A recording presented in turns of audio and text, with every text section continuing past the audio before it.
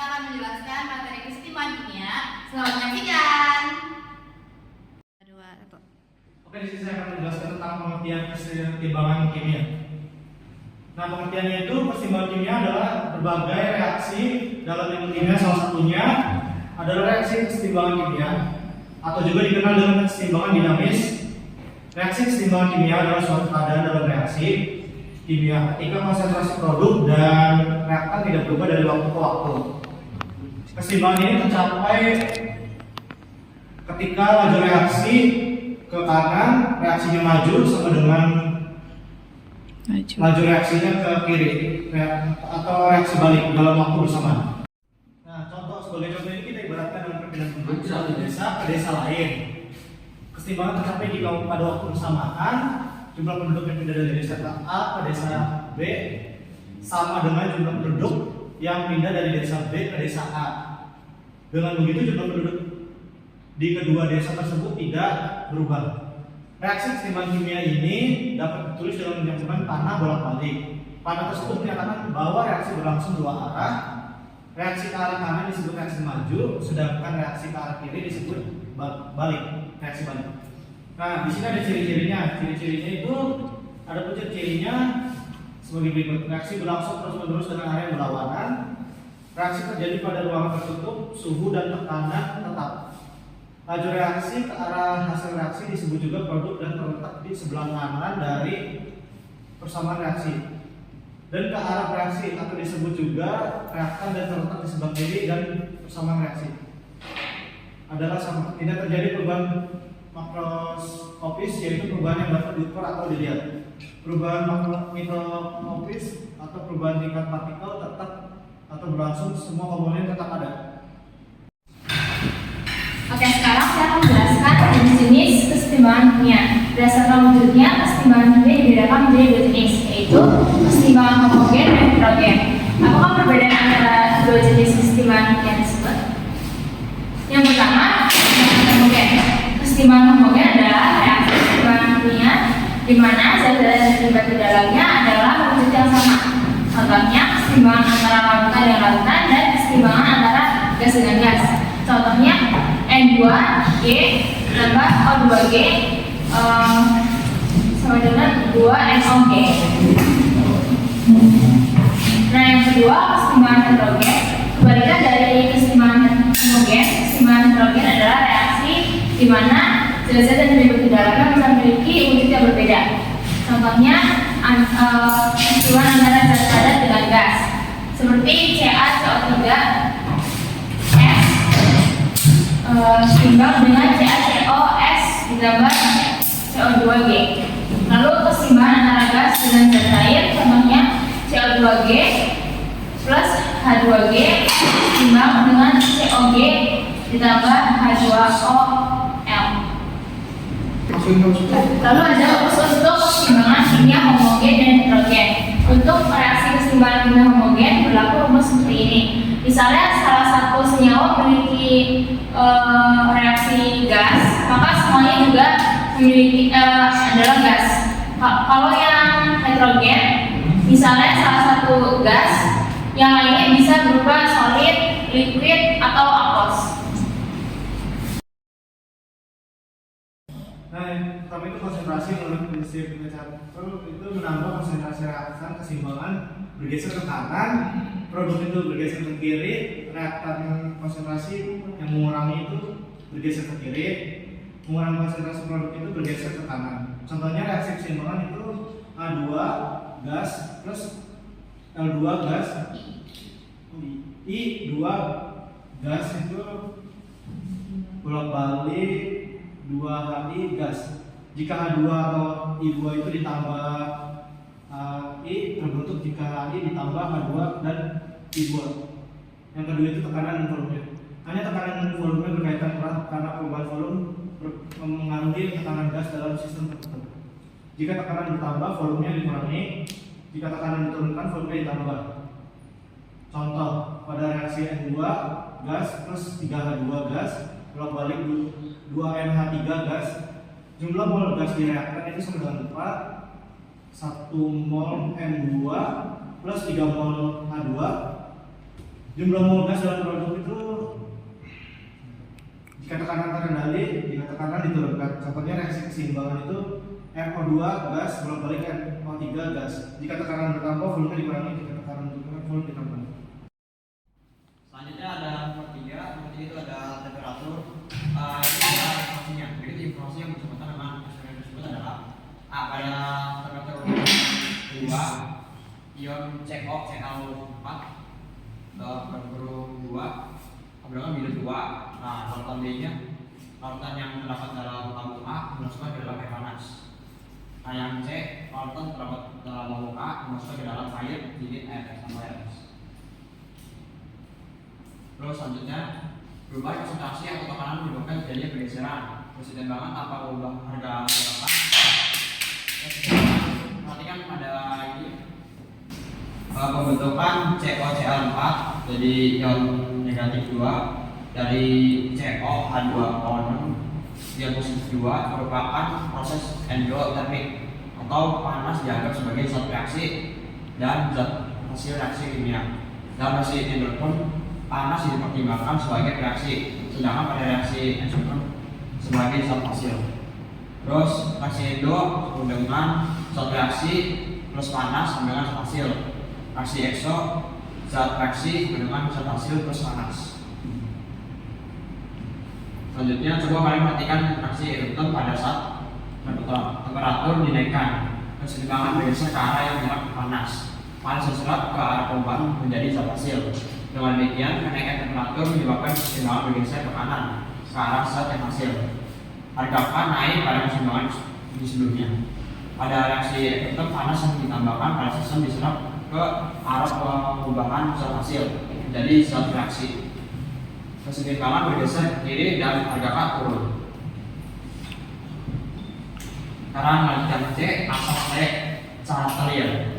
Berdasarkan pengamatan sistem keseimbangan yang dipengaruhi oleh keadaan eksternal, seorang ahli kimia bangsa Prancis bernama Charles Clear mengumumkan prinsip umum secara kualitatif mengenai pergeseran keseimbangan. Prinsip itu dikenal sebagai asas cara Clear, yaitu jika pada sistem keseimbangan diadakan, suatu aksi sistem akan berubah sedemikian rupa sehingga pengaruh aksi tersebut spesifik.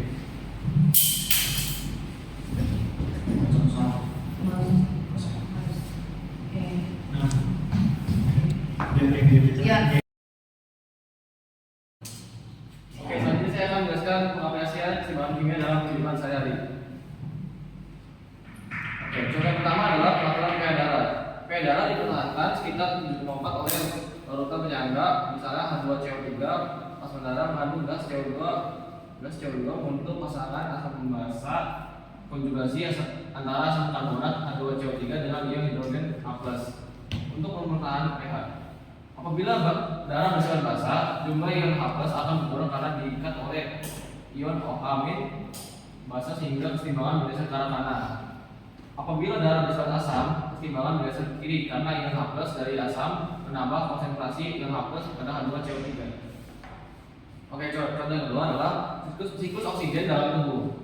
Oksigen dalam tubuh manusia diatur dengan diikat oleh hemoglobin dalam darah. Proses ini berlangsung dengan reaksi keseimbangan berikut. Hb yaitu aki plus O2 aki lalu keseimbangan dengan HbO2. Oksigen dapat oleh darah paru-paru semakin lama, jumlah oksigen dalam darah semakin bertambah banyak.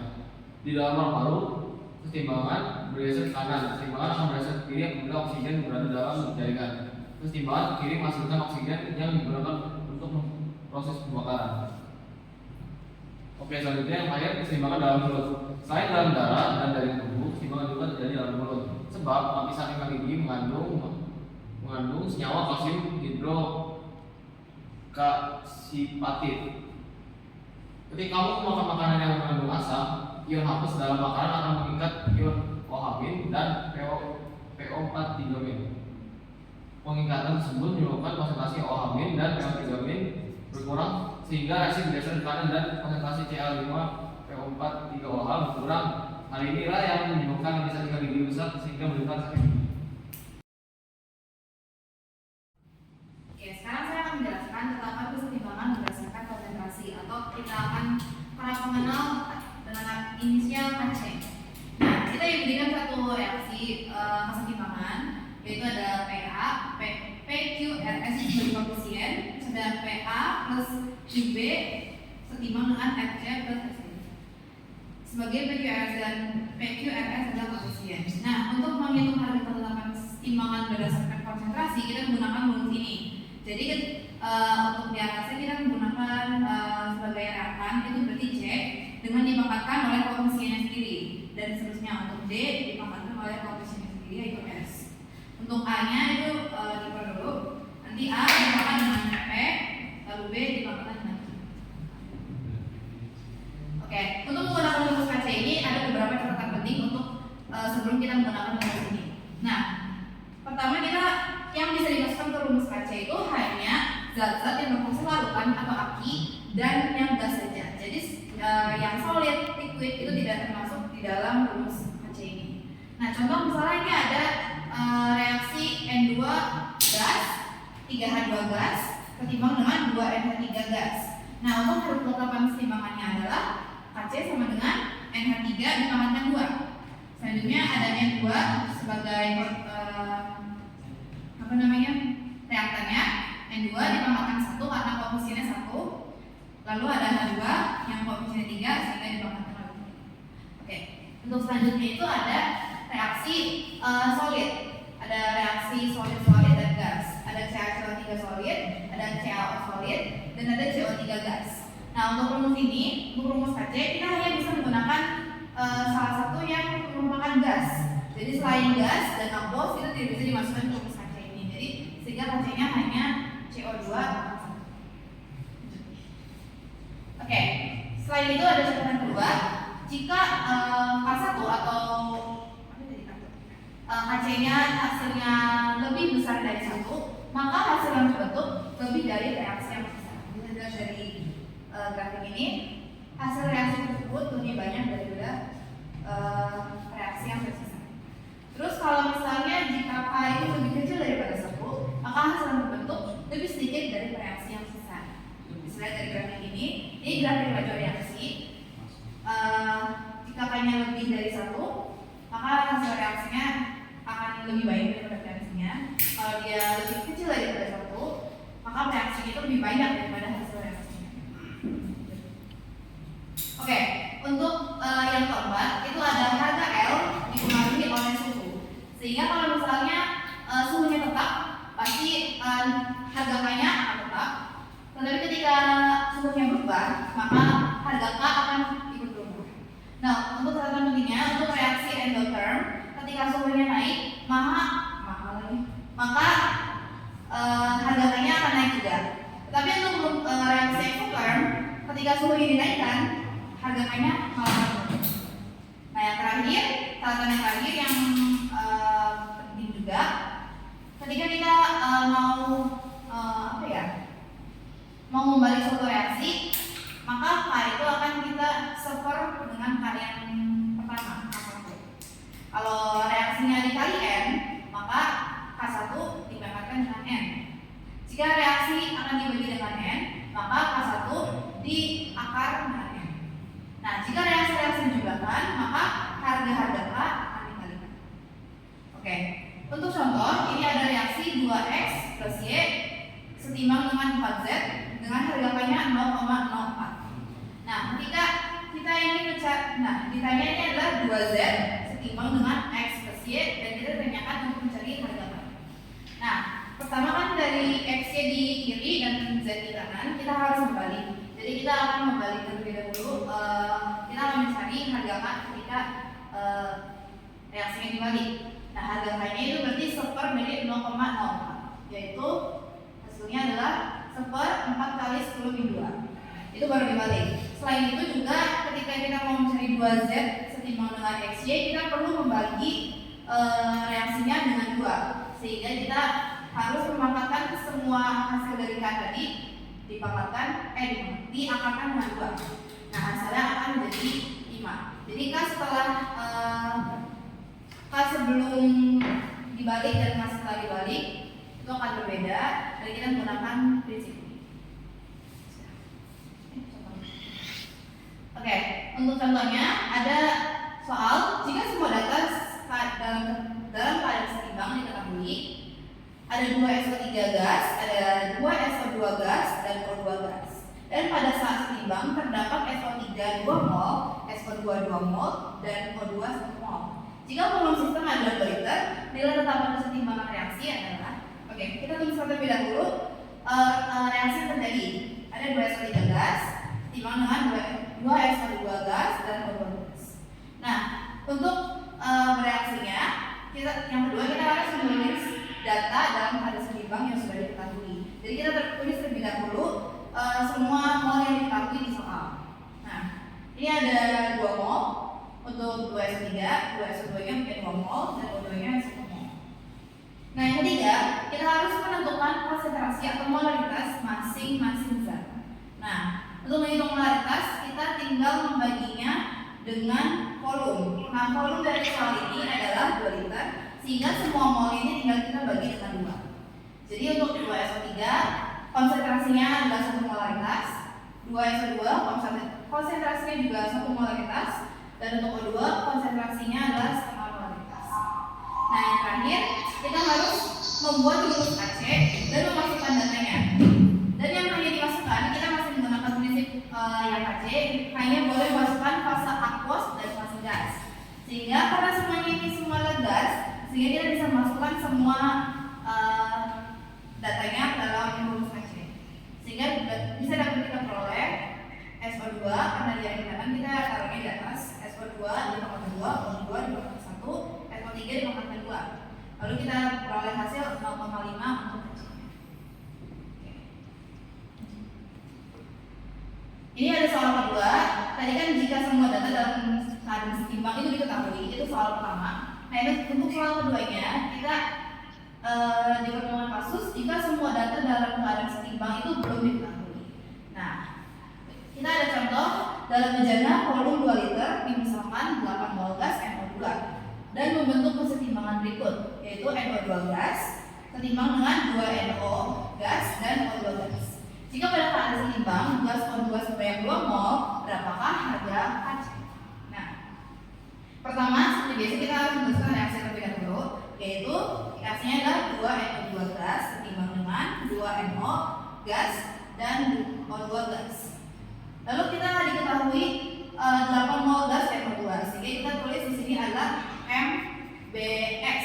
Tetapi S ini bukan sisa, tapi kita anggap sebagai ini setimbang, jadi bukan sisa. Jadi mula-mula bereaksi dan setimbang.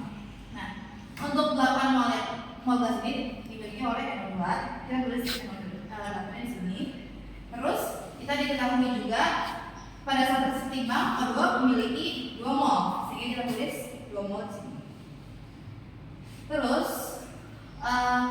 ketiga, kita memasukkan mol yang diketahui dan ditanya. Untuk mol yang ditanya kita misalkan dengan X. Tetapi untuk soal ini karena yang ditanyakan adalah harga KC-nya, kita tidak perlu mencari mol yang ditanya. Yang keempat, kita harus cari mol yang bereaksi dan yang terbentuk. Nah, kita bisa menggunakan perbandingan koefisien pada reaksi ini. Misalnya kita ketahui pada saat seimbang kita memiliki O2 sebanyak 2 mol, sehingga pasti saat reaksi akan menghasilkan O2 sebanyak 2 mol juga. Nah, O2 ini memiliki koefisien 1, sehingga untuk senyawa-senyawa lainnya akan mengikuti prinsip dari perbandingan koefisien.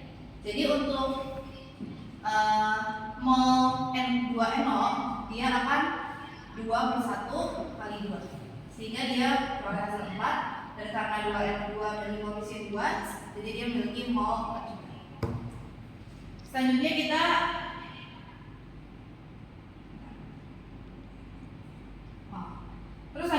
akan menghitung mol zat sisa saat seimbang. Nah, untuk di kiri berarti kita mengurangi dari mula-mula dan bereaksinya, berarti 8 kurangi 4 hasilnya adalah 4 saat seimbang.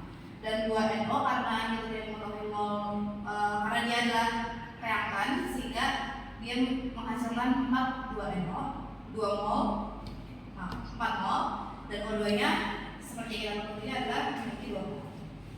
Terus yang selanjutnya yang keenam, kita harus menentukan konsentrasi atau molaritas masing-masing zat.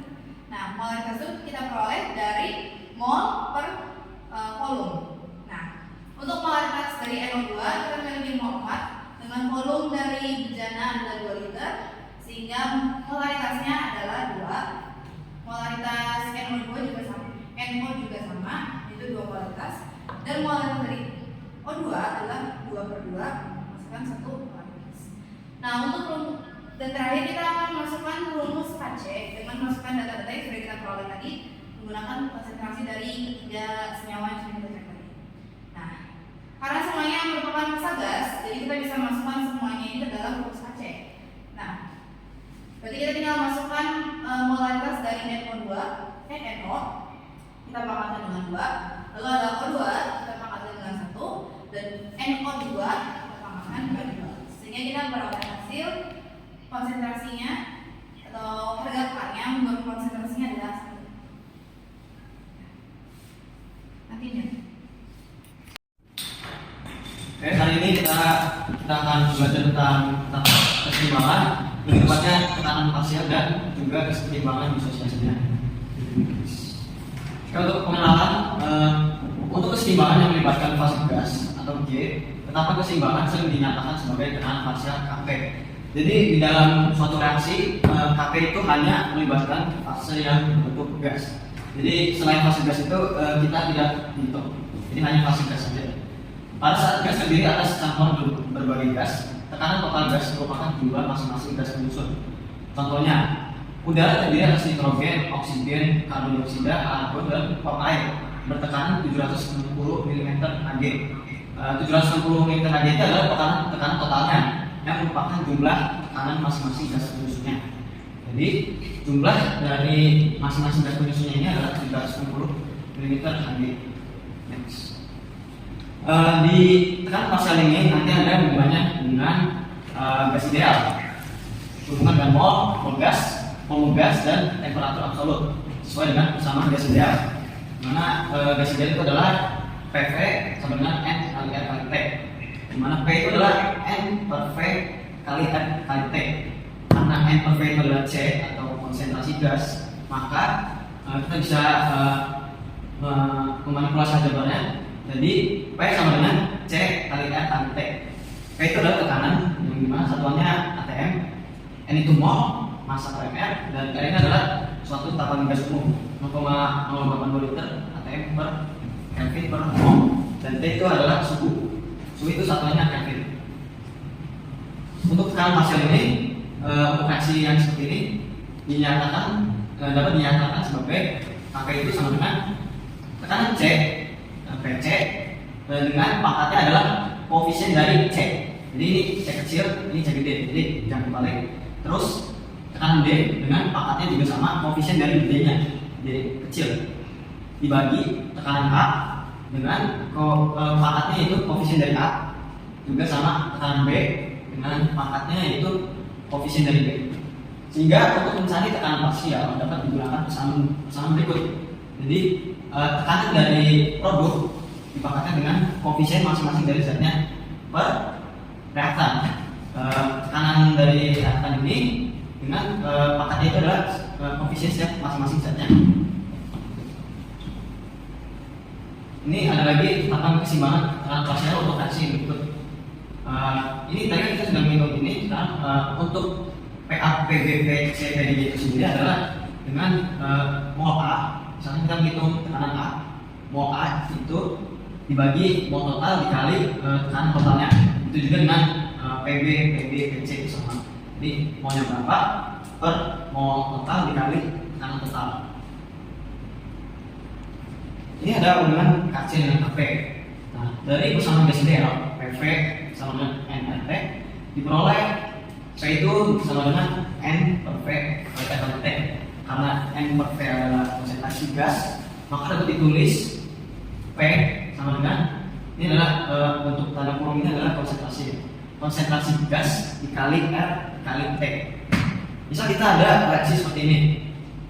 Nah, tadi kita tulis dulu Kp-nya seperti ini yang ditulis tadi. Sekarang kita substitusi P-nya ini dengan gas. Konsentrasi gas tadi kan C, N per V, C kali R kali T. Oke, PC PC ini kan biasa berarti C-nya. C dipangkatkan dengan koefisien C-nya kali R kali T. Dipangkatkan juga dengan koefisien dari C-nya dikali dengan D, tekanan D ini dipangkatkan dengan koefisien dari D-nya kali R kali T. Gitu juga sama dengan tekanan A dan B juga, dia dikalikan R kali T dengan pangkat itu koefisien dari Z-nya. Oke. Setelah itu kita bisa kelompokkan karena ini ada beberapa kesalahan ya, RT, jadi kita bisa pisahkan. Jadi C kali B per A, konsentrasi A kali konsentrasi B dikali RT dengan pangkatnya itu C plus D, karena ini perkalian jadi eksponennya ditambah dengan, karena ini ada pembagian juga jadi kita mengurangkan penjumlahan pangkat yang ini kedua ini A plus B. Nah habis itu, kita lihat yang bagian ini sebenarnya hanya perubahan n-nya saja. Jadi kalau kita bisa tulis rumus yang sudah jadinya AP itu sama dengan KC, ini KC ya tadi sudah dibahas, ini KC kali RT pangkat delta N, ini harusnya pangkat delta N. Nah delta N itu adalah koefisien kanan dikurangi jumlah koefisien kanan dikurangi jumlah koefisien kiri. Karena ada keseimbangan disosiasi. Disosiasi itu adalah penguraian suatu zat menjadi beberapa zat lain. Dalam disosiasi terdapat keseimbangan baik homogen maupun heterogen. Ini contoh reaksi homogen dan heterogen. Derajat disosiasi itu bisa dilakukan dengan lambang alfa, menyatakan perbandingan antara banyaknya zat-zat yang terurai dengan banyaknya zat mula-mula. Banyaknya zat yang terurai dibagi dengan banyaknya zat mula-mula, mana harga alfa itu harus di antara 0 sama dengan 0 atau enggak sama dengan 1, harus di antara 2. Di mana juga disosiasi ini bisa ditulis dengan mol reaksi dibagi dengan mol mula-mula.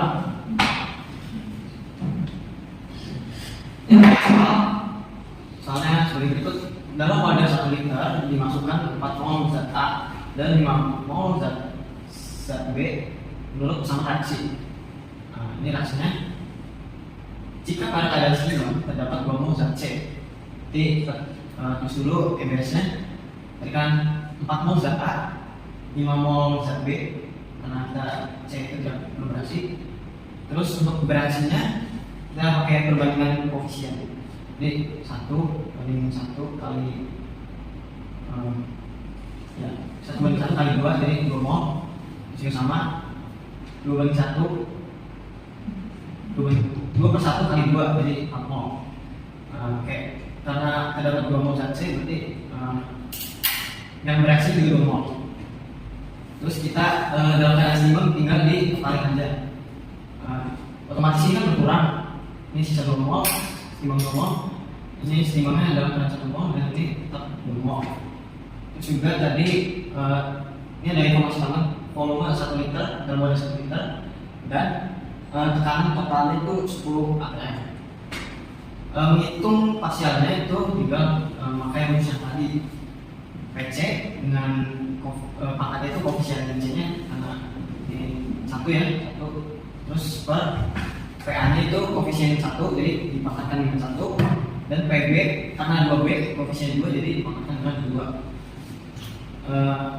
Tinggal kita masukin aja apanya.